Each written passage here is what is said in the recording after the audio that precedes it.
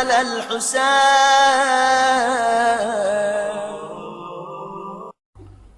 اگر دعا میں حسین مظلوم کا واسطہ دے دیا جائے،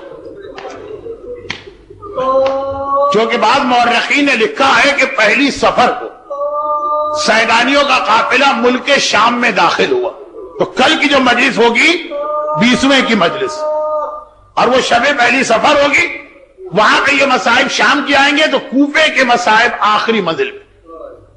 اور اگر دعا میں آپ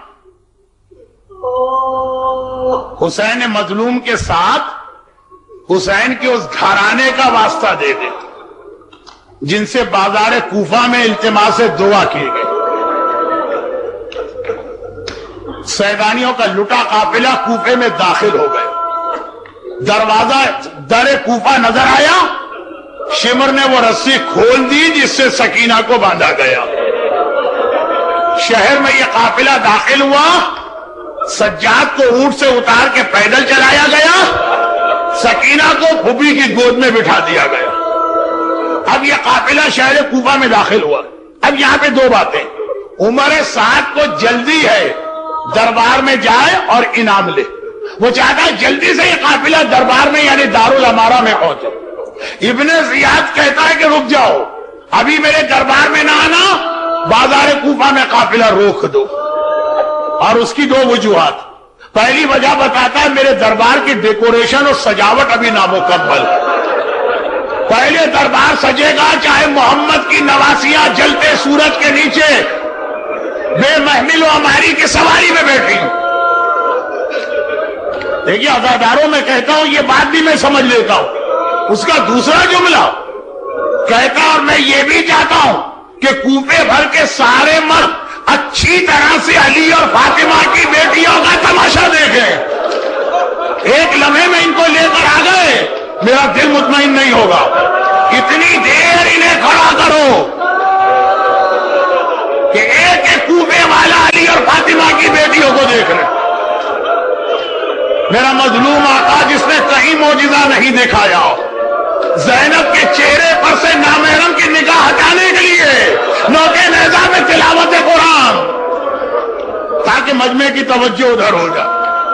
لیکن جیسا کہ کل میں نے کہا، لیکن میرے مسائب بھی ایک دوسرے سے مربوط ہیں. شہر کوفہ میں اکا دکا کچھ صاحبان ایمان بھی تھے. مالک اشتر کی بیٹی سجاد سے بات کر رہی، وہ حبیب ابن مظاہر کی بیوہ شہزادی زینب کو پرسا دے رہی، مگر وہیں کہیں ایک ایسی ضعیف مومنہ بھی تھی جو مہینوں گھر سے باہر نہیں نکلی، اسے پتہ ہی نہیں کہ یہ کیا قیامت ہو گئی. حکم حاکم آیا، کل ہر عورت مکان کی چھت پہ بیٹھے تو وہ بھی آ کے بیٹھ گئی.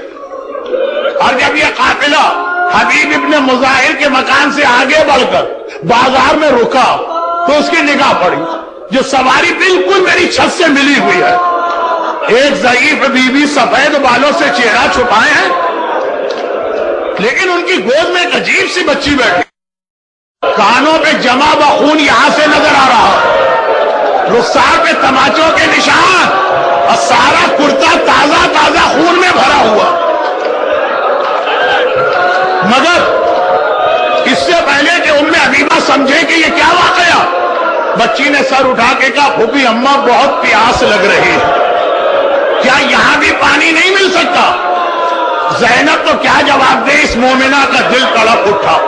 اللہ اللہ، یہ بچی اتنی پیاسی ہے کہ جسم کے خون کا احساس نہیں، زخمی کانوں کا خیال نہیں.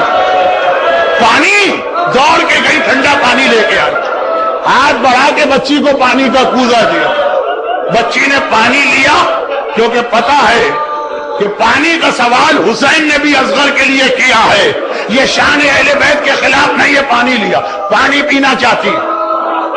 ضعیفہ کہتی ہے بچی پانی پی لے، پھر میرے حق میں دو دعائیں کرنا، کیونکہ خدا تم جیسے یتیموں اور قیدیوں کی دعا کو بہت جلد قبول کرتا. بچی بہت چھوٹی ہے مگر مشکل کشا کی پوتی ہے. جیسے ہی سنا اس مومنہ کی بھی حاجت ہے، ٹھوٹوں کے قریب ٹھنڈا پانی آیا تھا، ہٹا دیا. بتا تیری دعائیں کیا ہے، پہلے تیری دعا، پھر سکینہ اپنی حاجت پوری کرے. دعا تو ایک ہی تھی. تجھے دیکھ کر ایک دوسری دعا بھی دماغ میں آئی. دعا کر خدا میرے بچوں کو تیری طرح یتیم و قیدی نہ بنائے. اللہ اللہ. سکینہ نے ننھے ننھے ہاتھ جوڑے. خدا بندہ میرے بابا کے کٹے سر کا واسطہ, میرے چچا عباس کے کٹے ہوئے بازوؤں کا واسطہ, جو یتیمی اور اسیری سکینہ پر آئی ہے, مومنہ کے بچے اس سے محفوظ رہے. ہاں اب تیری دوسری اور اصل دعا کیا؟ کہا بس اب ایک ہی دعا. بہت بوڑھی ہو گئی, زندگی کا بھروسہ نہیں, مرنے سے پہلے ایک بار خدا مجھے مدینے کی زیارت کا موقع دے. سکینہ تو دعا کرنے لگی. زینب نے دشمنوں کے شہر میں اپنے شہر کا نام سنا, چونک کے سر اٹھایا. اے ضعیفہ مدینہ کیوں جانا چاہتی؟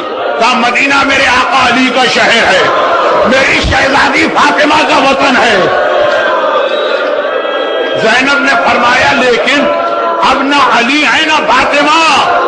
وہ مومنہ کہتی ہے تو کیا ہوا, علی کا بیٹا میرا آقا حسین تو ہے, فاطمہ کی بیٹی میری شہزادی زینب تو ہے. اپنا نام سنو. کہا کہ اے ضعیفہ خالی زینب کا نام سنا ہے کہ زینب کو پہچانتی بھی ہے؟ ام حبیبہ بڑے فخر کے ساتھ کہتی بھلا کیسی بات کرتی. پہلے تو ہر سال بی بی کی زیارت کو جاتی تھی, اب بڑھاپے نے مجبور کر دیا. بھلا میں زینب کو نہ پہچانوں؟ اتنا سن رہا, کوئی نامحرم متوجہ نہیں. زینب نے چہرے سے بالوں کا ذرا ہٹایا. اے ام حبیبہ دیکھ کے پہچان, میں فاطمہ کی بیٹی زینب تیرے شہر میں آئی ہوں. بخاری ایک جملہ, مصائب ختم, ایک جملہ.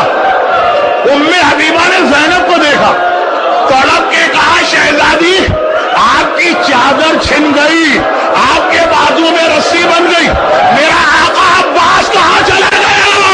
عباس کی بہن کے بازو میں رسی. ہائے میرا آقا عباس. السلام علی الحسین